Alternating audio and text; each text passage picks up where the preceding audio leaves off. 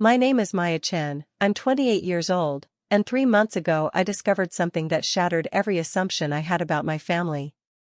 I was supposed to be at my marketing conference in Seattle, but my flight got cancelled, so I came home early to my parents' house to grab some documents. That's when I heard my mother's voice drifting from the kitchen. "Don't worry about the wedding costs, honey. We'll just make Maya pay for everything like always. She's got that good job, and she never says no to family." My father chuckled in agreement. "That girl's been our little ATM since college. She'll handle it." They were talking about my brother Derek's upcoming wedding, a $45,000 affair I apparently was expected to fund without even being asked. What happens when the family's designated wallet finally decides to close? Let me know in the comments what you think I should have done, and don't forget to hit that like button and subscribe because this story is about to get wild. Trust me, the revenge I served was colder than my parents' hearts. Growing up as the older sibling in the Chen household meant I learned responsibility early.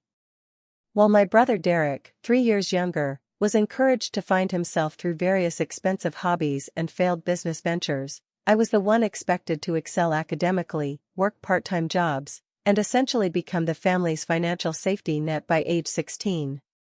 The pattern started innocuously enough. When Derek wanted guitar lessons at $150 a month, my parents would casually mention how tight money was, and I'd offer to help with my lifeguard earnings.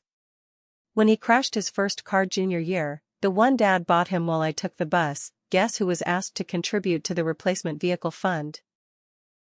"Maya's so responsible with money," Mom would say proudly to relatives, as if my frugality was a delightful quirk rather than a necessity born from watching every dollar I earned disappear into Derek's latest passion project.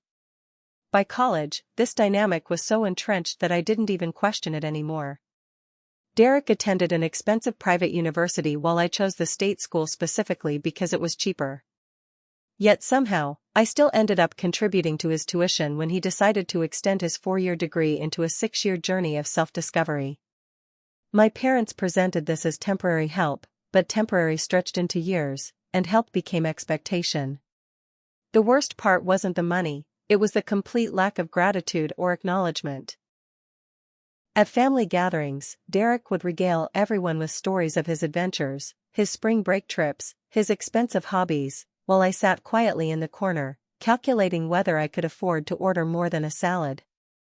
My parents would beam with pride at their creative, free-spirited son, occasionally throwing me a bone, and Maya's doing so well at her little marketing job. Little marketing job. I was a senior director at a Fortune 500 company, managing multi-million-dollar campaigns. The financial abuse, and yes, I eventually realized that's what it was, escalated after I got promoted 2 years ago. Suddenly, every family crisis required my immediate financial intervention. Derek's startup needed investors? Maya's got savings. The roof needs repairs? Maya just got a bonus. Mom wants to redecorate the living room? Maya loves helping family. Each request came wrapped in emotional manipulation. How could I be so selfish when family needed me? Didn't they care about my parents' comfort in their golden years? Was I really going to let my brother's dreams die for lack of support? I kept detailed records without really thinking about it, a habit from my professional life that proved invaluable later. Spreadsheets showing $127,000 in loans to family members over 8 years. Money for Derek's failed food truck business, his coding boot camp, his photography equipment, his engagement ring.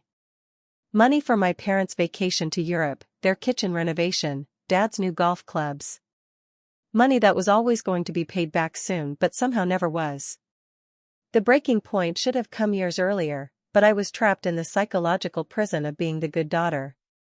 Every time I considered saying no, I'd remember all the sacrifices my parents made raising us, all the ways Derek needed support to find his path. I told myself that being the stable one was my role, my contribution to family harmony. I convinced myself that their success was my success, that supporting them was what love looked like. But love, I was about to learn, is supposed to be reciprocal. And what I was experiencing wasn't love, it was exploitation dressed up in family loyalty. The wedding announcement came during our monthly family dinner, a tradition I'd maintained despite living an hour away in the city.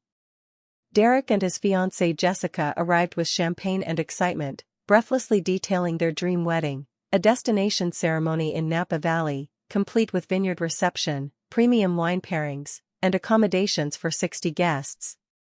As they painted this picture of their perfect day, I found myself mentally calculating costs and feeling that familiar knot of anxiety in my stomach. "It sounds absolutely magical," Mom gushed, already pulling out her phone to show off the engagement photos to our server. "You two deserve nothing but the best." Dad nodded approvingly. "Life's too short not to celebrate properly. This is a once-in-a-lifetime event." I smiled and congratulated them, genuinely happy for Derek despite our complicated financial history. Jessica was good for him. She encouraged his entrepreneurial spirit while also grounding his more impractical tendencies. If anyone deserved a beautiful wedding, it was them. But as the evening progressed and the details became more elaborate, I couldn't shake the feeling that there was more to this conversation than pure excitement. "The only challenge," Derek said with practiced casualness, swirling his wine, "is the timeline. Jessica's dream venue only had one weekend available in the next year, so we need to put down deposits pretty quickly." "How exciting!" Mom exclaimed. "When do you need to secure everything?" "Well, the venue deposit alone is $15,000, due next week. Then catering, flowers, photographer." Derek trailed off, shooting meaningful glances at our parents. This was the moment I should have seen the trap closing, but I was still operating under the delusion that I was part of a normal family conversation. "Have you two started saving for this? Wedding costs can really add up quickly." The brief silence that followed should have been my warning. Jessica looked uncomfortable, Derek suddenly found his pasta fascinating, and our parents exchanged one of their loaded looks. "Actually," Mom said carefully, "we were hoping this could be a family effort. You know how much Derek's wedding means to all of us." There it was. The familiar setup. I felt my chest tighten as I recognized the pattern, but I'd learned to play along until I understood the full scope of what was being asked. "What kind of family effort?" Dad jumped in with his usual reasonable tone, the one he used when presenting outrageous requests as logical solutions. "Well, honey, your mother and I have been thinking. Derek's just getting his photography business off the ground, and Jessica's still finishing her master's degree. This is really an investment in their future, helping them start their marriage without financial stress. We all want to contribute what we can," Mom added sweetly. "Your father and I can handle some of the smaller expenses, maybe help with the rehearsal dinner. But the big costs." She gestured vaguely, as if the solution was obvious. I knew what came next, but I asked anyway, some part of me hoping I was wrong. "What exactly are you thinking for the big costs?" Derek finally looked up from his plate, wearing the sheepish expression he'd perfected over the years. "Maya, I know it's a lot to ask, but you're in such a good place financially right now. The total budget is around $45,000, and if you could maybe help with 30 or 35 of that." The number hit me like a physical blow. $35,000. Nearly half my annual take-home pay. Money I'd been saving for a down payment on my own place, money that represented years of careful budgeting and sacrifice. They were asking for it as casually as they might ask me to bring dessert to dinner. "I need to think about it," I managed, my voice steadier than I felt. The temperature in the room dropped several degrees. Mom's smile became strained, and Dad's reasonable expression shifted to disappointment. Jessica looked mortified, clearly uncomfortable with the direction the conversation had taken. "Of course, sweetheart," Mom said, but her tone suggested that thinking about it was really just a formality. "Take all the time you need. We just know how generous you are with family, and this is such a special occasion." The rest of the evening felt like performance art. I went through the motions of normal conversation while internally reeling from the assumption that I would, once again, be the family ATM. The casualness of their request told me everything I needed to know. They'd already discussed this among themselves, already decided that Maya would pay, already moved forward with planning based on my anticipated contribution. As I drove home that night, I couldn't shake the feeling that something fundamental had shifted. For the first time, I found myself questioning not just the specific request, but the entire dynamic that made such requests possible. Why was my financial stability seen as a family resource rather than a personal achievement? Why was Derek's happiness worth more than my financial security? And why had I spent 8 years enabling this pattern without ever demanding reciprocity or even basic gratitude? The cancelled flight that brought me home early 3 days later wasn't just bad luck, it was divine intervention. I'd been wrestling with the wedding request, torn between my growing resentment and my ingrained need to be the good daughter. Part of me was already mentally rearranging my budget, figuring out how to make $35,000 work without completely derailing my own life plans. The familiar guilt was winning, as it always did. I used my key to enter through the back door, planning to grab some client files from my old bedroom where I kept important documents. The house felt empty, but as I moved through the hallway, I heard my mother's voice from the kitchen, bright and conspiratorial. "Oh, he's being so dramatic about the whole thing," she was saying, clearly on the phone with someone. "Maya always acts like she needs time to think, but she always comes through in the end. She's been taking care of Derek since they were kids." I stopped walking, something in her tone setting off alarm bells.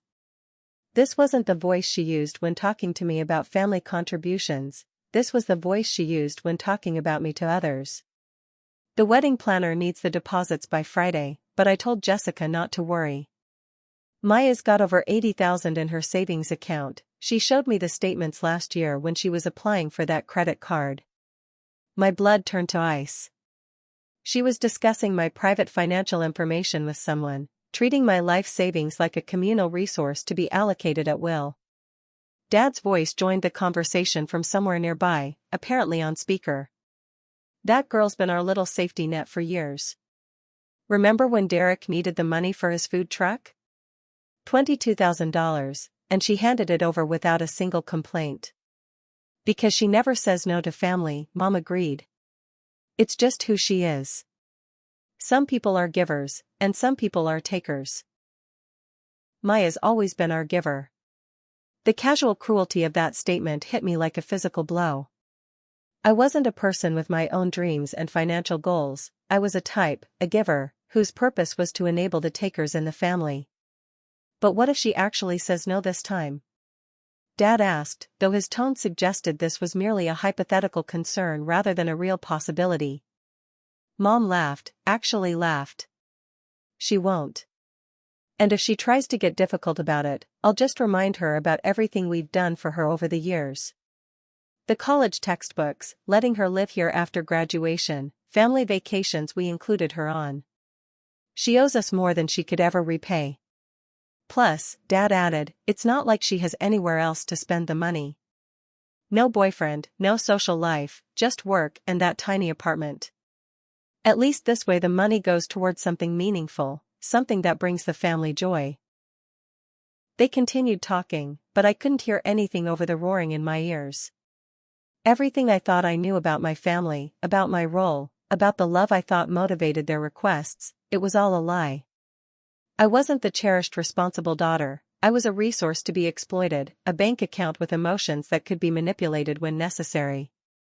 The most devastating part was how clearly they'd discussed this, how thoroughly they'd planned out the manipulation. They'd calculated my worth down to the dollar, factored in my psychological weaknesses, and developed a strategy for extracting the maximum amount while maintaining the fiction that this was about family love. I stood in that hallway for what felt like hours but was probably only minutes, feeling something cold and crystalline forming in my chest where warmth used to live. For 8 years, I'd been asking myself why they kept taking advantage of me. I'd been asking the wrong question. The real question was, why was I letting them? As I quietly let myself out of the house, careful not to let them know I'd been there, I realized that the Maya who had entered that house no longer existed. In her place was someone who finally understood the difference between family and exploitation, between love and manipulation, between being generous and being a fool. They wanted to treat me like an ATM? Fine. But ATMs can be shut down. Accounts can be closed. And this particular bank was about to go out of business. The drive home from my parents' house felt like awakening from a decades-long dream. For the first time in my adult life, I saw my family dynamic with crystal clarity, stripped of the emotional manipulation and guilt that had clouded my judgment for so long. By the time I reached my apartment, I had made a decision that would have shocked the old Maya. I wasn't just going to say no to the wedding demand. I was going to take back everything they'd stolen from me through years of emotional blackmail. That weekend, I spread every financial document I had across my dining table like a war strategist planning a campaign. 8 years of bank statements, loan agreements, text messages promising repayment, emails detailing temporary assistance that became permanent gifts. The numbers were even worse than I'd remembered, $127,000 in total, not counting the interest I could have earned if that money had stayed in my investment accounts. But this wasn't just about money, it was about power, respect, and the complete reconstruction of our family dynamics. They had built their financial stability on my back while treating me as an afterthought in my own life story. Derek's business ventures, funded by my savings. My parents' home improvements, paid for with my bonuses. Vacations I couldn't afford to take because I'd funded theirs. A lifestyle maintained through the systematic exploitation of the one family member responsible enough to actually save money. The beauty of my situation was that I held all the cards, I just hadn't realized it before. They needed me more than I needed them. Without my financial contributions, Derek's photography business would fold within months. I'd been covering his business loan payments for the past year. My parents' retirement fund was a joke. They'd been counting on my continued support to maintain their standard of living. Their entire financial house of cards was built on the assumption that Maya would always say yes. I started with research, approaching this like any other professional project. I consulted with a family law attorney about my options for recovering the loans, documented every instance of financial manipulation I could remember, and even hired a private investigator to get a full picture of my family's actual financial situation. What I discovered was both infuriating and empowering. They weren't struggling. They were comfortable, even prosperous by most standards. They just preferred spending my money to their own. My parents owned their house outright, had decent retirement accounts, and could easily afford to help with Derek's wedding if they chose to. Derek's photography business was actually turning a profit, a fact he'd hidden from me while continuing to claim he needed my monthly business support payments. They weren't taking advantage of me because they were desperate, they were doing it because I'd taught them that they could. The plan I developed was elegant in its simplicity. Instead of a dramatic confrontation or emotional ultimatum, I would systematically remove myself from their financial ecosystem and force them to face the consequences of their choices. Every automatic payment I'd set up for Derek's expenses would be cancelled. Every joint account that gave my parents access to my money would be closed. Every credit card where I was the primary holder but they were authorized users would be deactivated. More importantly, I would call in every debt.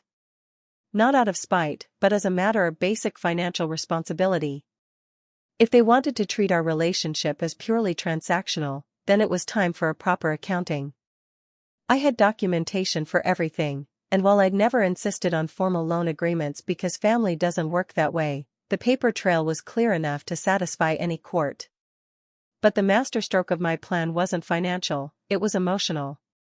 For years, they'd controlled me through guilt, obligation, and the threat of withdrawal of love. I was going to flip that script.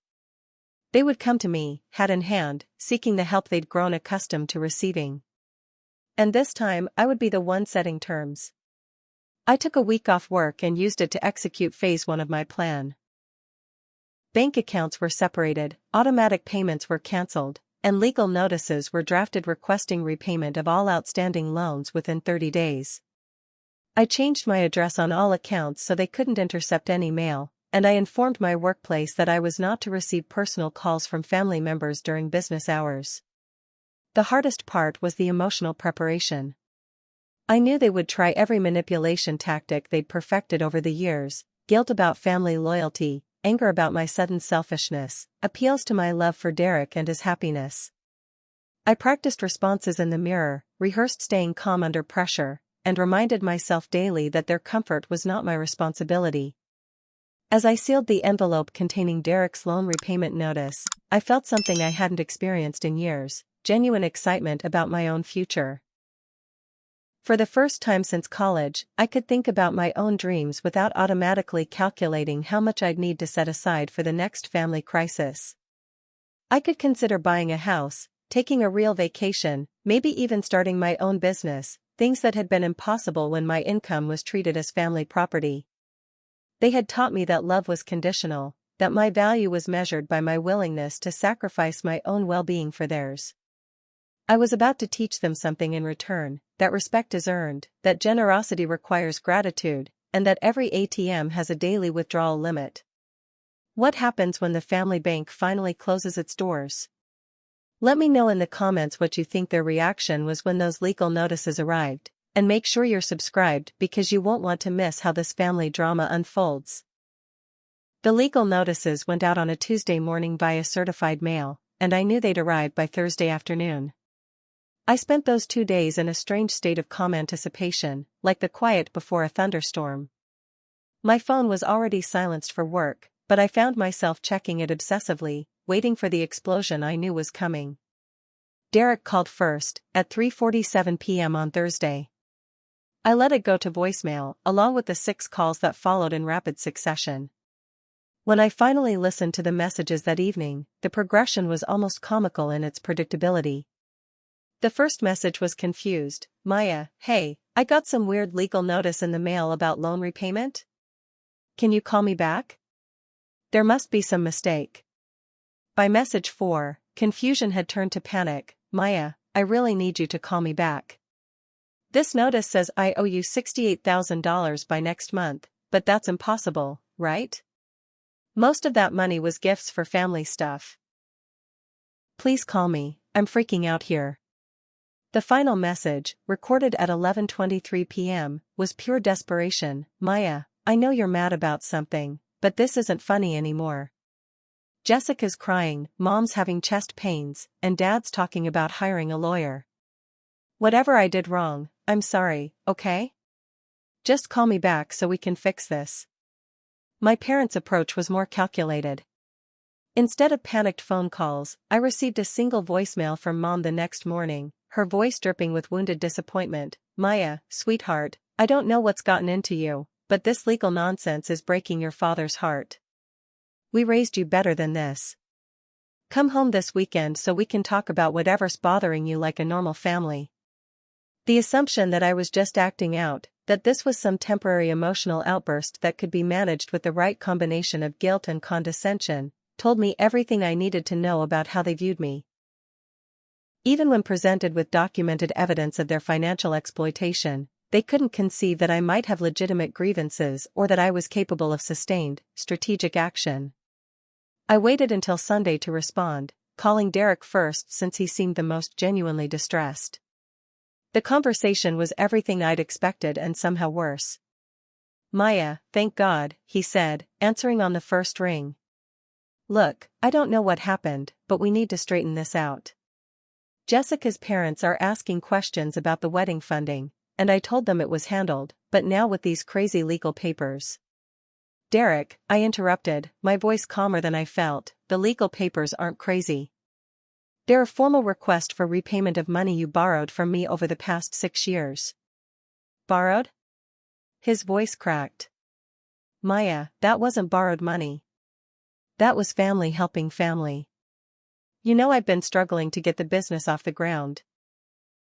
Actually, your business has been profitable for 8 months. I had it investigated." The silence stretched so long I wondered if he'd hung up. When he finally spoke, his voice was smaller. "You had me investigated?" "I had our family's financial situation investigated because I was tired of being lied to. Derek, you've been taking $1,000 a month from me for business expenses while your photography company has been clearing $3,000 monthly profit. You bought Jessica's engagement ring with money you claimed was for equipment purchases. You've been treating me like an ATM while lying about your financial situation. That's not. Maya, that's not how it is. The business money is different, it's not stable income yet, and the ring was, look, I was going to pay you back when things got more settled. When, Derek? You've been saying that for 6 years. You said it about the food truck money, the coding boot camp, your car payments, everything. When exactly were you planning to pay back the $68,000 you owe me? The number seemed to hit him physically. 68,000? Maya, there's no way it's that much. I have spreadsheets. Bank records. Text message confirmations. Every dollar is documented. Another long silence, then, okay, let's say that number is right. You know I don't have that kind of money just sitting around. The wedding costs alone are not my responsibility, I finished. Derek, I've been funding your life for 6 years while sacrificing my own financial goals. I have $43,000 in savings instead of the $170,000 I should have because I kept bailing you out of situations you could have handled yourself. I'm 28 years old, and I'm still renting a studio apartment because every time I try to save for a house down payment, you have another crisis. Maya. His voice broke slightly. We're family. Family doesn't keep score like this. The phrase hit me like a slap, so perfectly encapsulating the gaslighting I'd endured for years. Family doesn't keep score, Derek? Then why have you been keeping score of everything our parents did for us growing up? Why is it that when you need help, I'm supposed to give without question, but when I need support or even basic consideration, suddenly I'm being selfish? That's different. No, it's not different. It's only different because you've benefited from the current arrangement. But here's what's going to change, I'm done being the family bank. I'm done sacrificing my financial security for your comfort. And I'm definitely done pretending that your inability to manage money is somehow my responsibility. The conversation devolved from there, with Derek cycling through anger, bargaining, and tearful appeals to my love for him. He promised to start paying me back gradually, offered to cut the wedding budget, even suggested we could work out a payment plan where he'd only owe me $30,000 instead of the full amount. Each offer revealed how little he understood about what was actually happening. This wasn't a negotiation about repayment terms, this was a fundamental restructuring of our relationship. I wasn't trying to bankrupt him, I was trying to free myself from a dynamic that had been bankrupting me emotionally and financially for years. When I finally hung up, after he'd promised to talk to our parents and work something out, I felt simultaneously exhausted and energized. The conversation had been brutal, but it had also been necessary.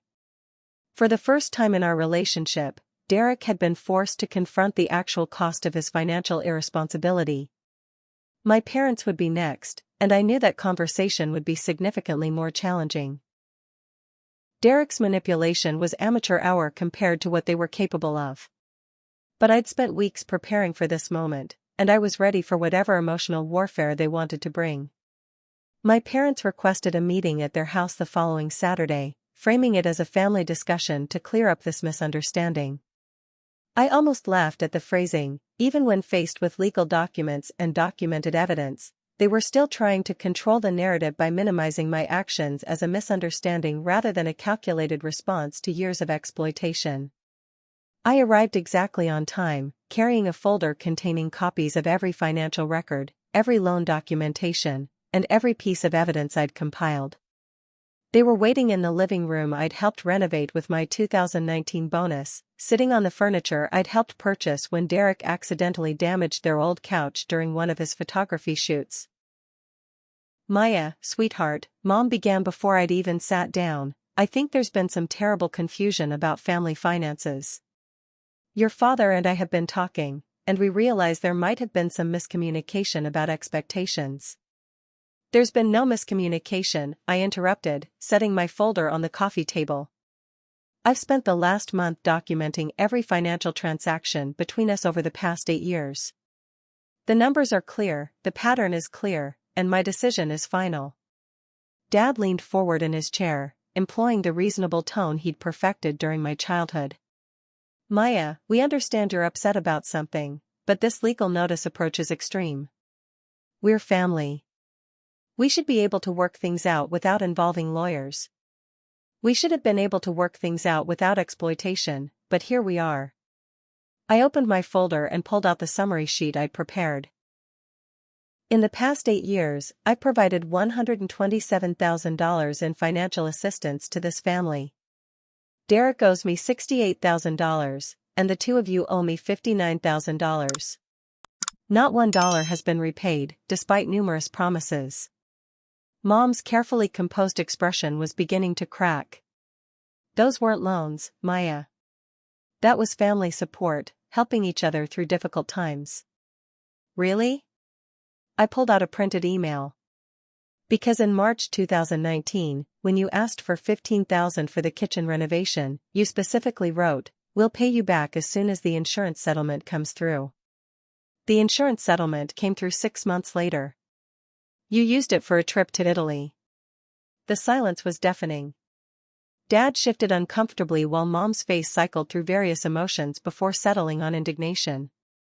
Maya, I'm shocked at this attitude. After everything we've done for you, after raising you and supporting you through college. Stop, I said, my voice sharp enough to cut glass. Let's talk about college. I have the financial records here too. I worked 25 hours a week and took out student loans to pay for my education. You co-signed the loans, but I made every payment myself. The support you provided was letting me live in my childhood bedroom for 8 months after graduation while I saved money for an apartment. That's not extraordinary parental sacrifice, that's basic decency. I could see Dad gearing up for another reasonable intervention, so I continued before he could speak. Let's also talk about the sacrifices you've mentioned so frequently over the years. You use them as emotional leverage every time I express hesitation about funding another one of Derek's ventures or your home improvements. But those sacrifices? They were your job as parents. You chose to have children, which meant you chose to feed, clothe, and house those children. I don't owe you financially for receiving the basic care that every child deserves. How can you be so cold? Mom's voice was rising, the mask of disappointed mother slipping to reveal genuine anger. We're not some strangers you borrowed money from. We're your family. Then act like it, I shot back. Family doesn't manipulate each other financially. Family doesn't assume one person's success belongs to everyone else. Family doesn't discuss someone's private bank account balance like it's community property. Dad's eyebrows shot up. What are you talking about? I was here last week when my flight was cancelled. I heard Mom on the phone, discussing my savings account balance and strategizing about how to manipulate me into paying for Derek's wedding. I heard both of you laughing about how I'm your little ATM who never says no to family. The color drained from both their faces as they realized the extent of what I'd overheard. Mom opened her mouth to speak, but I held up a hand. I heard you reduce me to a type, a giver whose purpose is to enable the takers in this family. I heard you dismiss my financial goals as meaningless because I don't have a boyfriend or an exciting social life. I heard you planning to guilt-trip me with reminders of everything you think I owe you for the crime of being born into this family. The room fell silent except for the ticking of the grandmother clock I'd helped them buy for their anniversary 2 years ago. When Mom finally spoke, her voice was smaller than I'd ever heard it. Maya, we never meant for you to hear that conversation. We were trying to figure out how to approach the wedding situation delicately. Delicately? I laughed, but there was no humor in it. You mean how to manipulate me most effectively? How to extract $35,000 from me without triggering my defenses? There was nothing delicate about reducing me to a financial resource to be managed and exploited. Dad finally found his voice.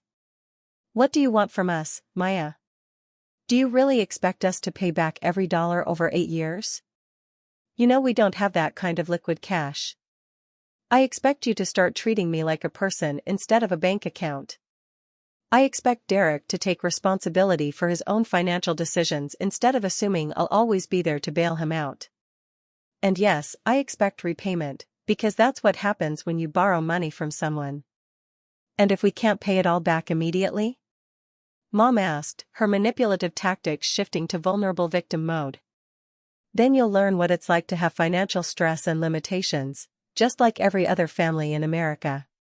You'll learn to budget, to prioritize, to make hard choices about what you can and can't afford.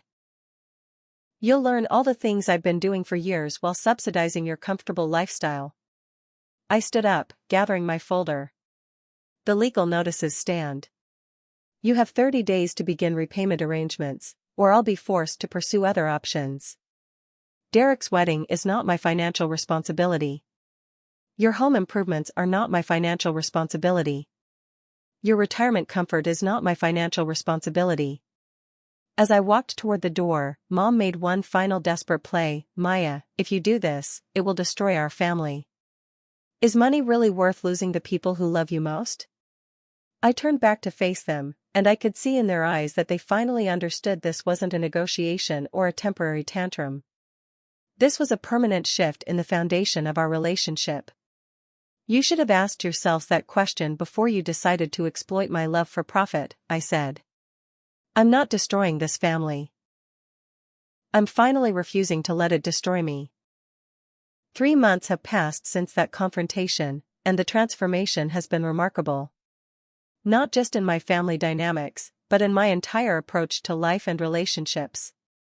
The Maya who discovered that overheard conversation was trapped in a prison of obligation and manipulation. The Maya who walks through the world today is finally free. The immediate aftermath was exactly as dramatic as you'd expect. Derek's wedding had to be significantly downsized when they realized I wasn't kidding about the financial cutoff. Instead of a Napa Valley extravaganza, they had a beautiful but modest ceremony at a local venue, funded entirely by their own savings and contributions from Jessica's family. Interestingly, once they were forced to budget realistically, they discovered that a meaningful celebration didn't require bankrupting their relatives. My parents initially tried every manipulation tactic in their arsenal. Mom called crying about how I was tearing the family apart over money. Dad sent lengthy emails about disappointment and ingratitude. They even enlisted extended family members to guilt-trip me, painting me as the selfish daughter who abandoned her struggling family in their time of need. But their narrative fell apart when relatives started asking basic questions about why a 28-year-old marketing director was expected to fund her brother's wedding while he ran a profitable business. The legal pressure worked faster than I'd anticipated.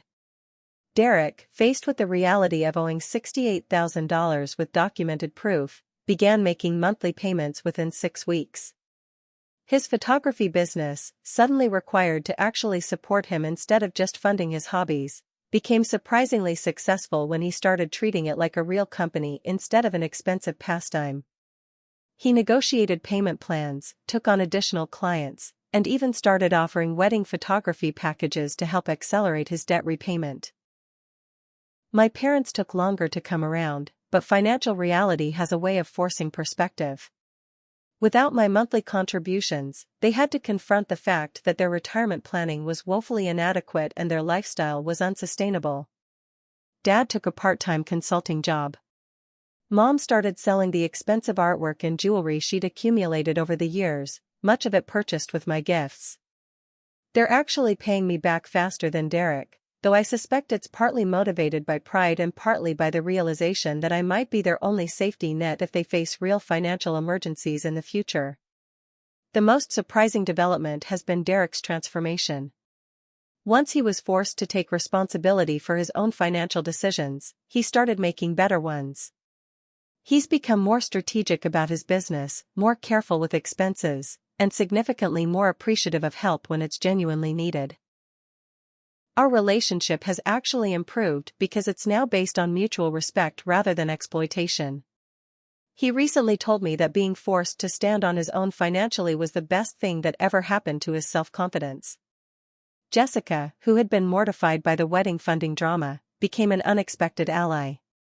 She had never been comfortable with Derek's financial dependence on me, and she actually thanked me privately for forcing the issue. She said it was important to her that they start their marriage as equal partners rather than as dependents of Derek's sister. Their marriage is stronger because they built it on their own foundation rather than on my sacrifices.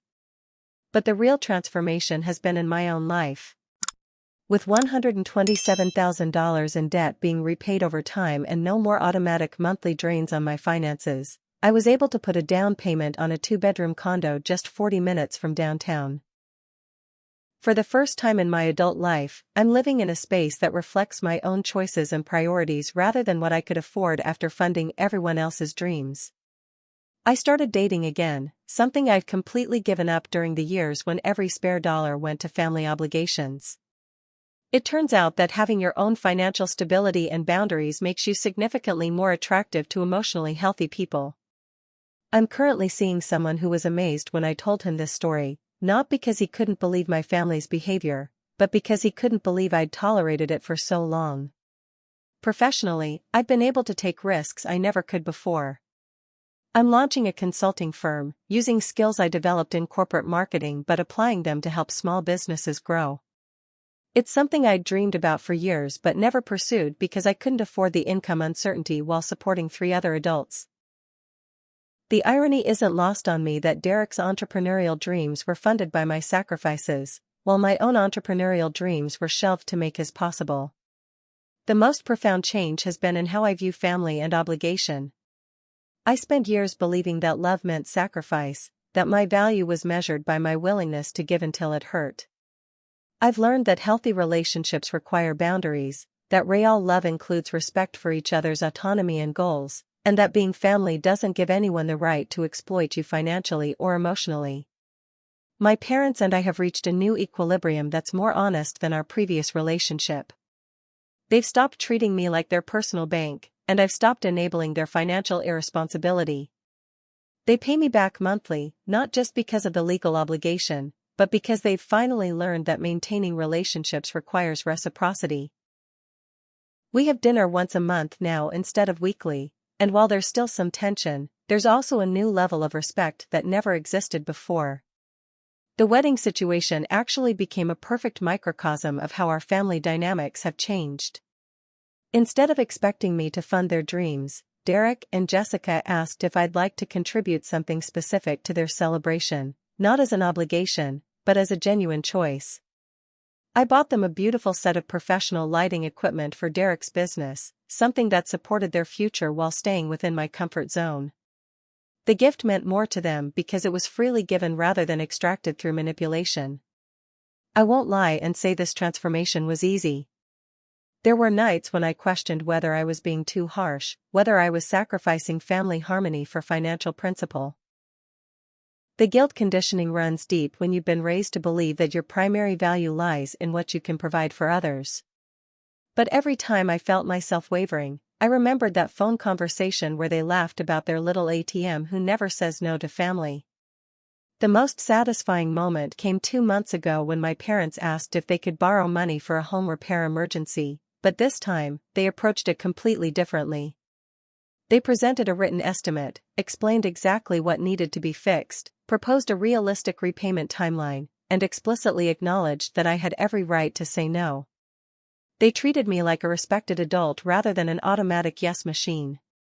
I was able to help them because they asked properly, and the loan was repaid ahead of schedule with genuine gratitude. Looking back, I realized that my family's financial exploitation was only possible because I enabled it. I taught them that my boundaries were negotiable, that my financial goals were less important than their immediate wants, and that guilt was an effective tool for extracting money from me. But I also taught them that I could unlearn those lessons, establish real boundaries, and demand the respect I should have insisted on years ago. The money they're paying back has been life-changing, but the psychological freedom has been even more valuable. I wake up every morning knowing that my financial decisions are mine to make, that my success benefits me first instead of being automatically redistributed to fund other people's dreams. I've learned the difference between being generous and being used, between family loyalty and family exploitation. So here's my question for you. Have you ever found yourself in a situation where family took advantage of your generosity? How do you balance love and boundaries when the people closest to you seem to see your success as their opportunity? Drop your thoughts in the comments. I'd love to hear about your experiences with family financial drama and how you handled it. If this story resonated with you, Please hit that like button and subscribe for more real-life family drama stories. Share this video with anyone who needs to hear that it's okay to say no to family, even when they try to make you feel guilty about it. Your support means everything to me, and knowing that my experience might help someone else find their own boundaries makes sharing these painful memories worthwhile. Thank you for listening to my story, and remember, family love should lift you up, not drain your bank account. Sometimes the greatest gift you can give someone is forcing them to stand on their own feet. Here's to building relationships based on respect rather than exploitation, and to the beautiful life that becomes possible when you stop setting yourself on fire to keep others warm.